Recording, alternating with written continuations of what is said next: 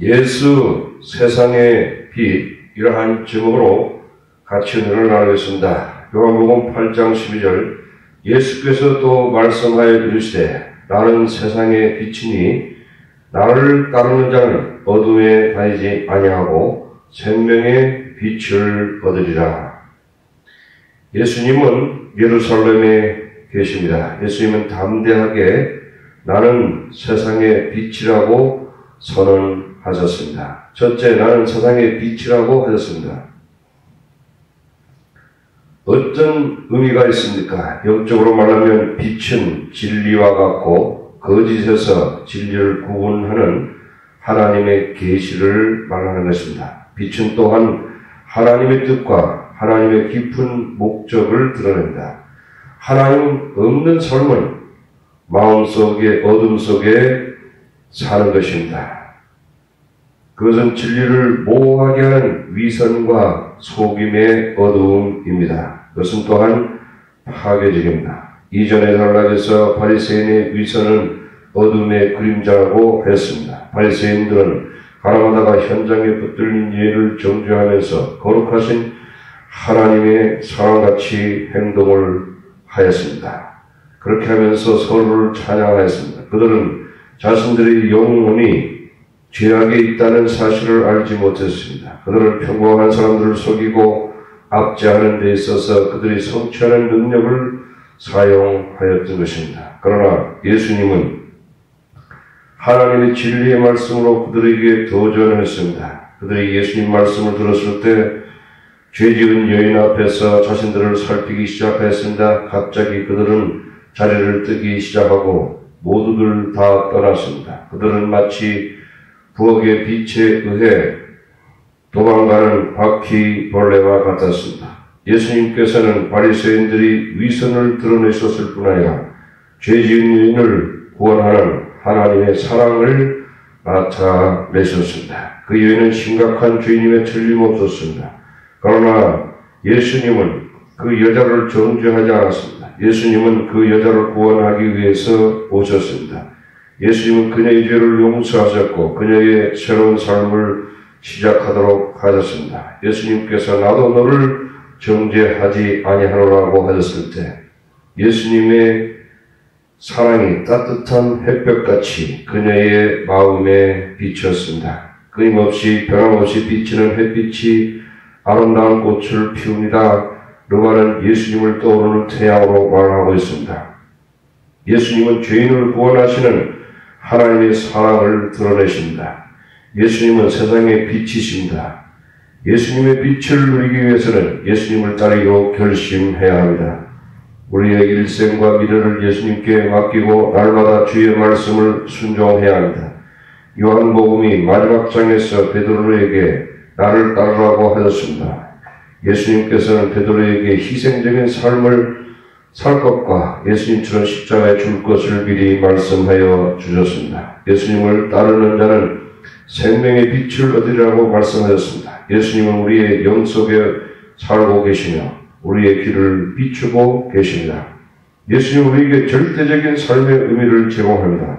예수님은 우리에게 영광스러운 하나님 나라의 목적지를 제공하여 주십니다. 예수님은 우리의 영혼을 완전히 만족시키는 영생의 확신을 주십니다. 예수님은 우리에게 모든 것을 제공하십니다. 가장 현명한 사람은 예수님을 따르기로 결심한 사람들입니다. 모든 사람들은 어떤 사람이나 어떤 것을 따르고 있습니다. 포스트 모더니즘 시대에 많은 사람들은 그들의 느낌을 따르고 있습니다. 감정을 따르는 것은 영화 배우와 가수와 선수를 따르는 것입니다. 세상의 빛보다 어둠을 더 사랑합니다. 과거에 많은 사람들이 마이클 잭슨처럼 되기를 원했습니다. 그의 앨범을 사고 방에서 문워크를 연출했습니다. 요즘에 그가 사악한 사람인 것이 틀림없습니다. 오직 예수님만이 진리라고 말합니다. 그는 벌써 돌아가셨습니다. 둘째, 예수님의 증거는 명백합니다. 예수님의 보편적인 복음의 메시지는 아름답고 생명을 주는 것입니다. 종교지도자들은 아멘 했어야 했습니다. 그러나 그들은 예수님께서 성전을 점거하고 백성들에게 가르치는 것에 대해서 정신이 없었습니다. 어떻든 간에 그들은 예수님을 그곳에서 쫓아내기를 원했습니다. 그림자가 빛을 따르듯이 마귀와 그의 부하들은 하나님의 역사가 일어나는 곳에 모였습니다. 그들은 예수님이 증거는 분명하지 않다고 말했습니다. 유대 율법에 의하면 분명한 증거가 성립하려면 두 사람의 증인이 있어야 한다고 했습니다. 죽일 자를 두 사람이나 세 사람의 증언으로 죽일 것이요 한 사람의 증언으로는 죽이지 말지니라. 신명기 17장 6절입니다. 예수께서 대답하여 이르시되 내가 나를 위하여 증언하여도 내 증언이 참되니 나는 내가 어디서 오며 어디로 가는 것을 알거니와 너희는 내가 어디서 오며 어디로 가는 것을 알지 못하니라. 요한복음 8장 14절의 말씀입니다. 바리새인들의 증거는 예수님에 적용하지 못했습니다. 왜냐하면 예수님은 하나님으로부터 오셨기 때문입니다. 하나님으로부터 온 사람이 아무도 없기 때문에 아무도 예수님의 기원에 대해서 증거할 자가 없었습니다. 간단히 말하면 예수님께서 대해서 입증할 수도 틀렸음을 입증할 수도 없었습니다. 우리는 예수님이 하나님으로부터 오셨고 예수님은 하나님이시다라는 예수님의 증거를 받아들여야 하는 것입니다. 요한복음 8장 15절에 너희는 육체를 따라 판단하나 나는 아무도 판단하지 아니하노라. 모든 인간은 그들이 죄와 사망의 법발에 있기 때문에 하나님 앞에서 정죄의 상태에 있습니다. 요한복음 3장 18절에 그를 믿는 자는 심판을 받지 아니하는 것이요 믿지 아니하는 자는 하나님의 독생자의 이름을 믿지 아니하므로 벌써 심판을 받은 것이니라. 요한복음 3장 18절에 죄 없는 사람은 한 사람도 없습니다. 하나님의 심판을 면할 자 한 사람도 없는 것입니다. 죄 있는 사람들은 인간의 기준에 따라서 교육과 부와 외모에 따라서 판단을 내리는 것을 좋아합니다. 바리새인들은 율법을 아는 것에 대해서 굉장한 자부심을 가지고 있고 저주하는 것을 좋아하는 사람들이었습니다. 요한복음 7장 49절에 율법을 알지 못하는 이 무리는 저주를 받은 자마다 그들은 예수님까지도 그들의 규율에 의해서 판단하려고 했습니다. 인간의 기준에 의해서 남을 판단하는 것은 어둠의 속임수의 요소입니다. 다른 사람보다 약간 나은 정도는 어떤 사람도 결코 구원할 수 없습니다. 오직 예수의 은혜만이 우리를 구원할 수 있습니다. 예수님은 아무도 판단하지 않았습니다. 요한복음 3장 17절에 하나님이 그 아들을 세상에 보내신 것은 세상을 심판하려 하시며 그로 말미암아 세상이 구원을 받게 하려 하심이라. 예수님은 모든 것을 아셨습니다. 그러나 오직 죄인에게만 은혜로 왔습니다. 예수님은 종교 지도자들에게 대해서 모든 것을 다 아셨습니다. 하나님 아버지의 마음은 종교 지도자들을 죄와 사망으로부터 구원하는 것이었습니다.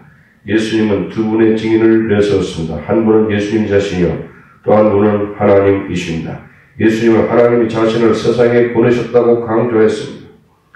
만일 내가 판단하여도 내 판단이 참되니 이는 내가 혼자 있는 것이 아니요 나를 보내신 이가 나와 함께 계심이라.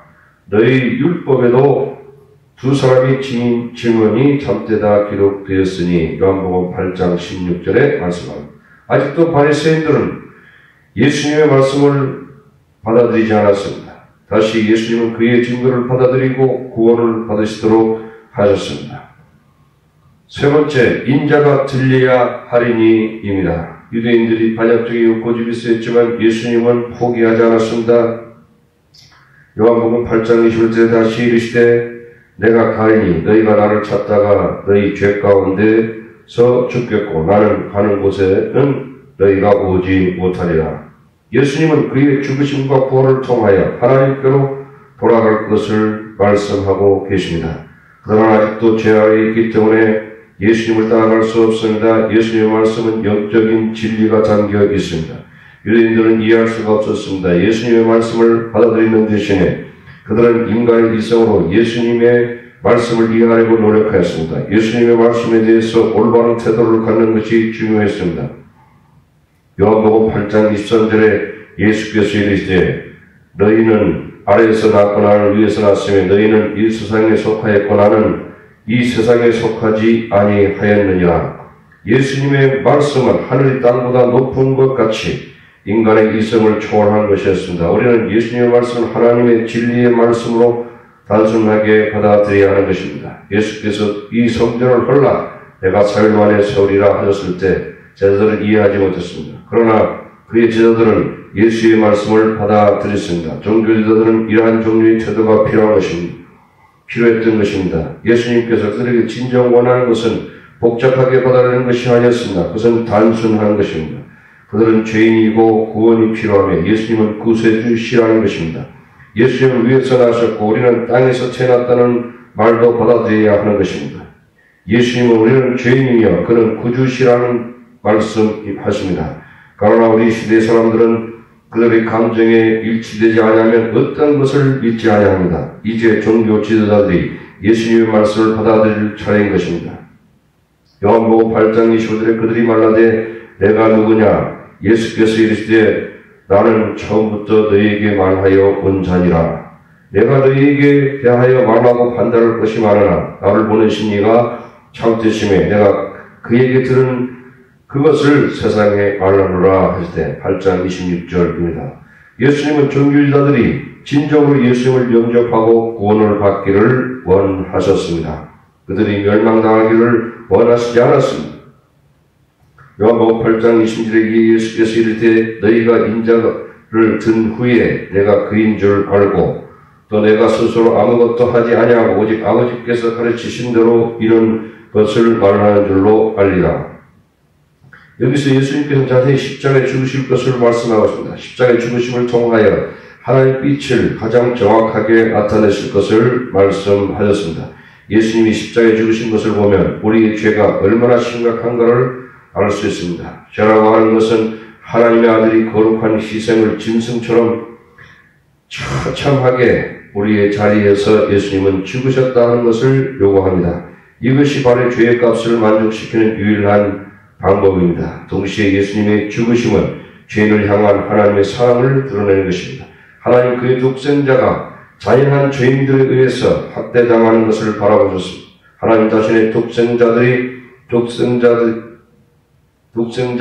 아들이 고통을 온몸을 비틀고 마지막에 우리를 대신해서 십자가에 죽는 것을 바라보셨습니다. 이것은 하나님께서 얼마나 우리를 사랑하시는 것을 증명해 주고 있는 것입니다. 이러한 방법으로 예수님께서는 세상의 빛이 되셨습니다.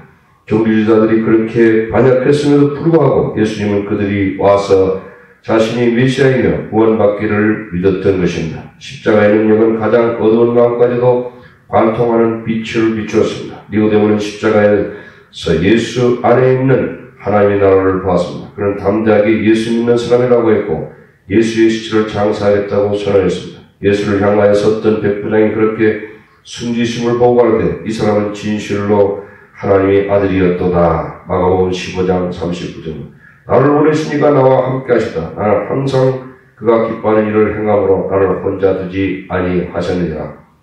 요한복음 8장 29절입니다. 예수님은 그의 마음속에 항상 하나님의 사랑을 소유하고 계셨습니다. 아멘.